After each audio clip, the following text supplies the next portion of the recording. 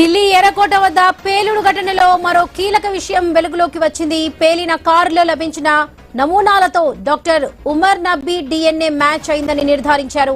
Forensic lab ఈ విషయాన్ని ధృవీకరించింది. ఎర్రకోట వద్ద పేలుడుకు ముందు ఉమర్ కారు నడిపిన సీసీటీవీ దృశ్యాలను అధికారులు గుర్తించారు. పేలుడు ఘటన సమయంలో కారులో ఉన్న ఉమర్ కూడా ప్రాణాలు కోల్పోయి ఉంటాడని అధికారులు అనుమానించారు.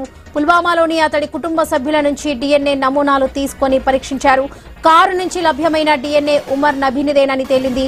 దీంతో పేలుడు జరిగే సమయానికి అతడు వాహనంలోనే ఉన్నాడని అధికారులు నిర్ధారించారు. పేలుడు తర్వాత అతడి కాలు స్టీరింగ్ వీలు యాక్సిలేటర్ మధ్య ఇరుక్కుపోయినట్లుగా పోలీసులు వెల్లడించారు.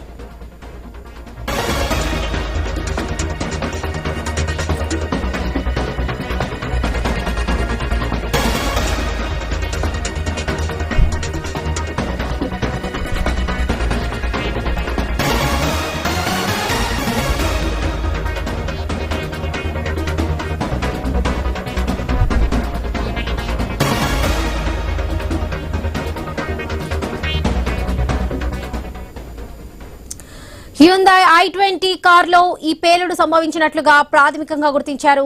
ఈ కారు నడిపింది డాక్టర్ ఉమర్ అని సీసీటీవీ దృశ్యాల ఆధారంగా ధృవీకరించారు. ఇతడికి ఇటీవల వెలుగులోకి వచ్చిన ఫరీదాబాద్ మాడ్యూల్తో సంబంధాలు ఉన్నాయని నిఘా వర్గాలు అయితే గుర్తించాయి. ఇక పేలుడుకు కొన్ని గంటల ముందు రాజధానిలో ఓ మసీదుకు ఉమర్ వెళ్లినట్లుగా గుర్తించారు. సీసీటీవీ దృశ్యాలు తాజాగా బయటకు వచ్చాయి. పేలుడు జరిగిన రోజు మధ్యాహ్నం 2:30 ఎర్రకోట వైపునకు వెళ్లే ముందు రామ్లీలా మైదాన్ సమీపంలో ఫైజ్-ఏ ఇలాహ్ మసీదుకు వెళ్లినట్లుగా గుర్తించారు. ఉమర్ 10 నిమిషాలకు పైగా అక్కడే ఉన్నాడని తెలుస్తుంది.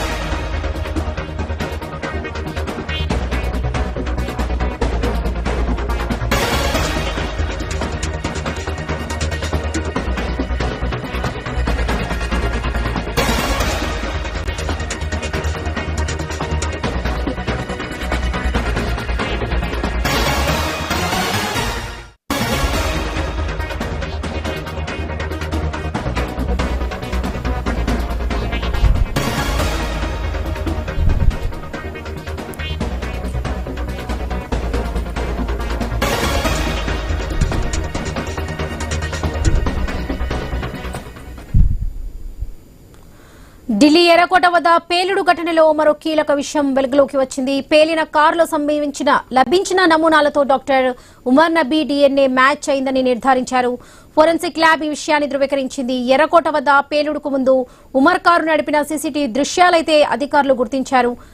పేలుడు ఘటన సమయంలో కారులో ఉన్న ఉమర్ కూడా ప్రాణాలు కోల్పోయినట్లుగా అధికారులైతే అనుమానించారు. పుల్వామాలోని అతడి కుటుంబ సభ్యుల నుంచి డిఎన్ఏ నమూనాలు తీసుకుని పరీక్షించారు. కారు నుంచి లభ్యమైన డిఎన్ఏ ఉమర్ నబీనిదేనని తెలియంది. దీంతో పేలుడు జరిగే సమయానికి అతడు వాహనంలోనే ఉన్నాడని అధికారులైతే నిర్ధారించారు. పేలుడు తర్వాత అతడు కారు స్టీరింగ్ వీలు యాక్సిలరేటర్ మధ్య ఇరుక్కుపోయినట్లుగా పోలీసులు అయితే వెల్లడించారు.